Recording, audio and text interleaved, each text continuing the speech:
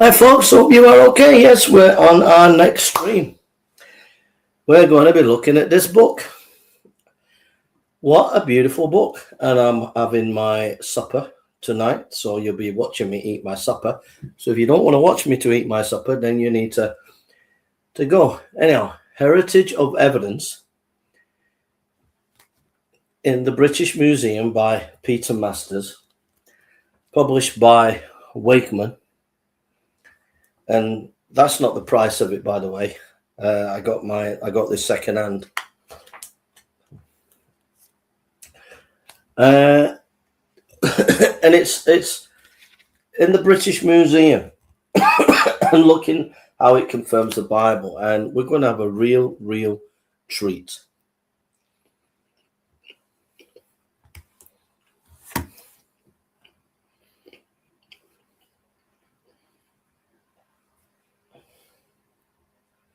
We're going to have a real treat.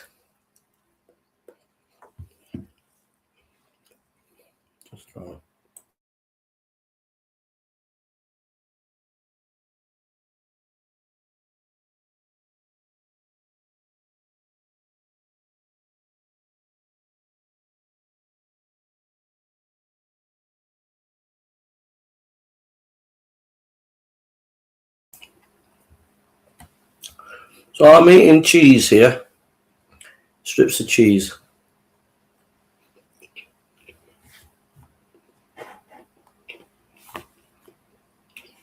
So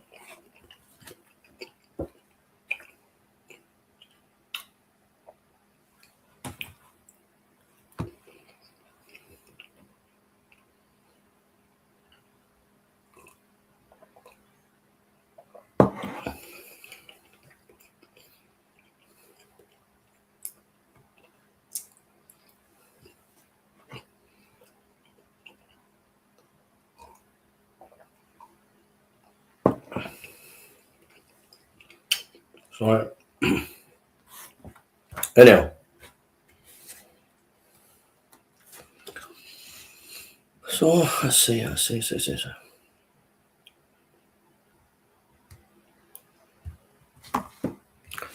yeah, we've got a few things going on this evening, so let's get to it.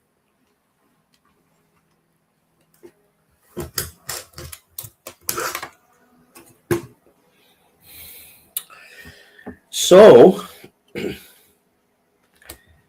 in today's atheistic climate, most people have no idea how much powerful evidence exists for the literary accuracy and authenticity of the biblical record.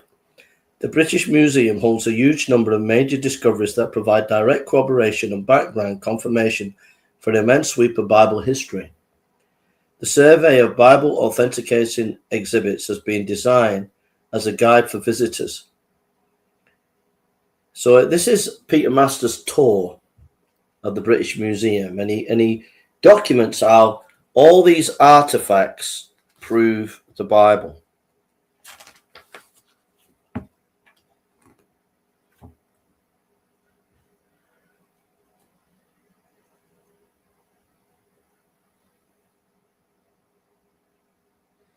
So if you look here, this is a picture there of finding many Assyrian artifacts, and these Assyrian artifacts kind of prove the Bible as true, you know.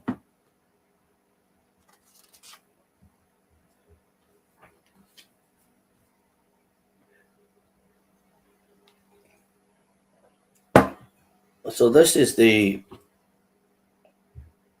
Assyrian Empire there. You can see like the map there, the Assyrian Empire. So many artifacts were found there that confirmed the Bible. The first leg of this tour surveys discoveries found mostly in the evacuation of the Assyrian royal palaces from around 8 BC. The Assyrian Empire really began to take shape, bringing terror and tyranny for nearly 3 centuries, and engulfing many other kingdoms. Several Assyrian kings invaded or threatened the Bible lands of Israel and Judah. So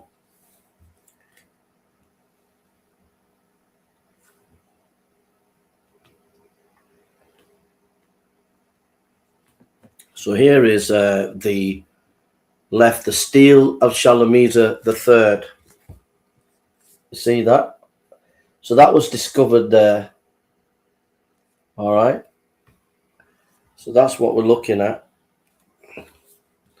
So let's get a picture of it for you, so that you can look at it.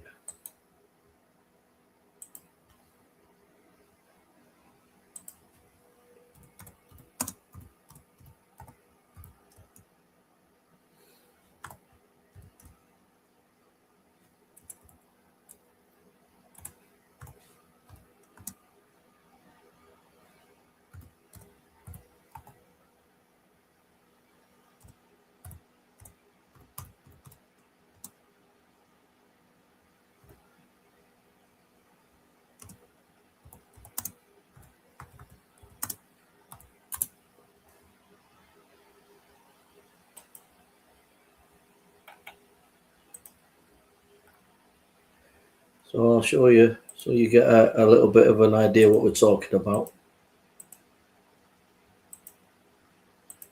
So that's it there. Okay, that's what we're talking about right now. Okay, that's what we're talking about.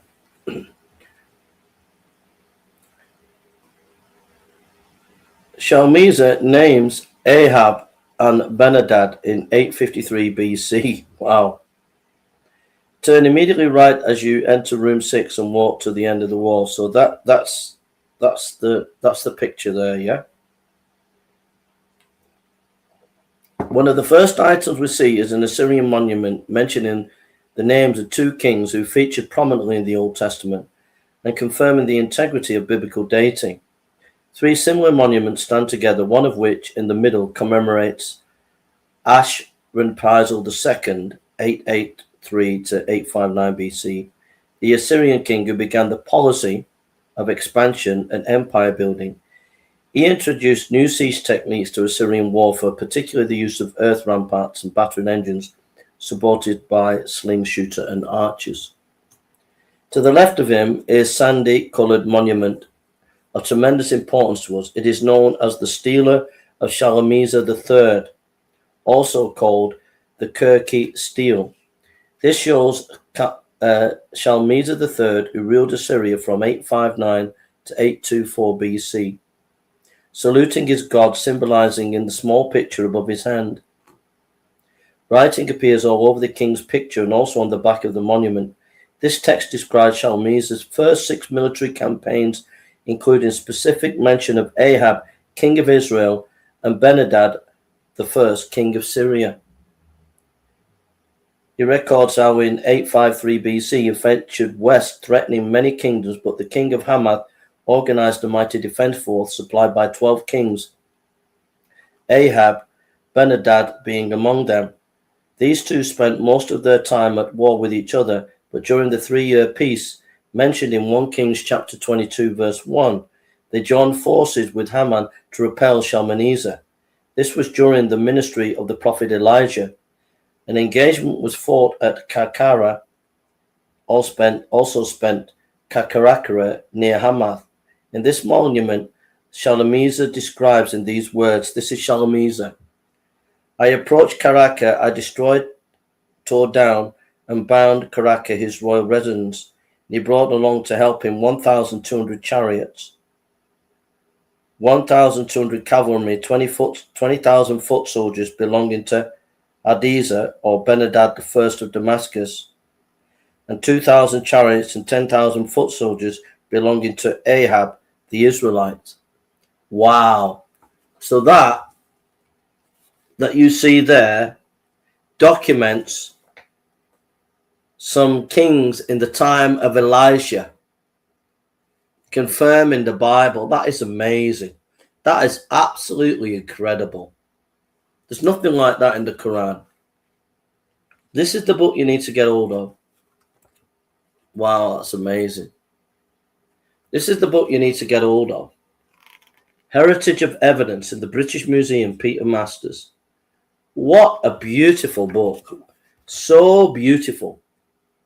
It's a beautiful book to get hold of. And that is an amazing archaeological find.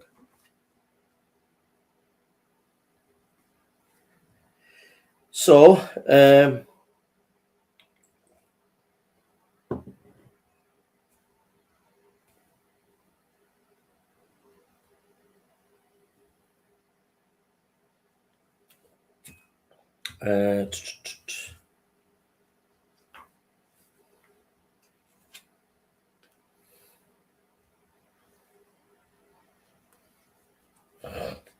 another one. Let's get another one. Just do a couple of these.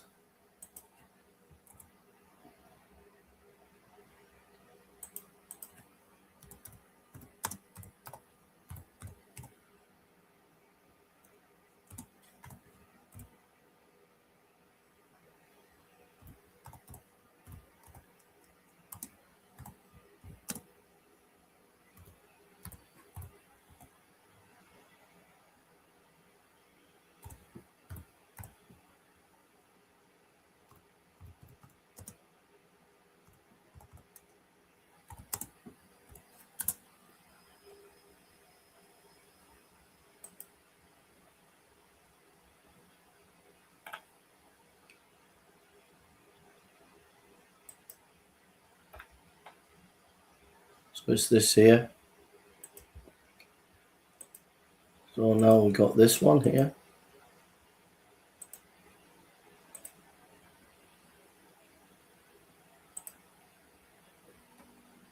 Okay, so what's that? So that's this here. Okay.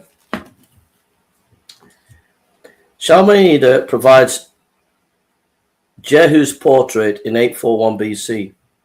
The black obelisk. So that's this here. Okay.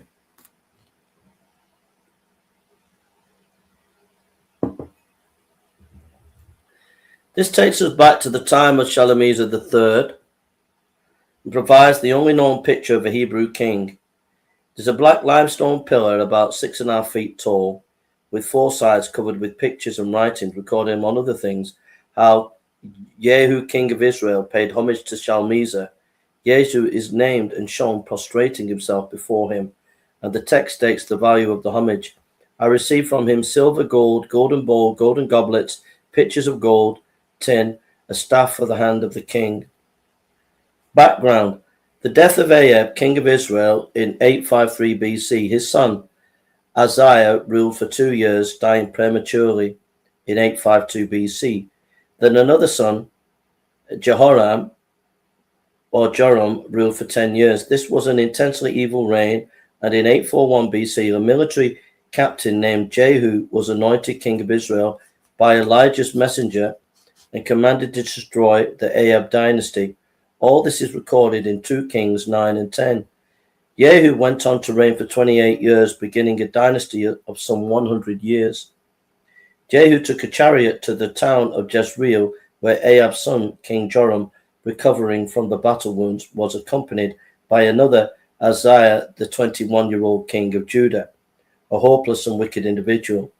Jehu's chariot raised such a cloud of dust that Jezreel town watchmen thought it was a large company approaching. However, as Jehu drew near, he reported, the driving is like the driving of Jehu, for he driveth furiously. In 2 Kings 9:20, Jehu shot Joram with an arrow, and as he tried to escape, also fatally wounded Uzziah. He entered the town and found the notorious Jezebel, an Ahab's widow, who had painted her face and was looking out of an upper window. He ordered her to be unceremoniously thrown out of the window to her death, and dogs ate her flesh. Jehu set about purging Baal worship out of Israel with considerable cunning and violence, and exterminating all failed royal houses. So, this black obelisk, there it is, confirms a king mentioned in the Bible, which is Jehu's. So again, confirming the historicity of the Bible. This is absolutely amazing book. It's absolutely amazing.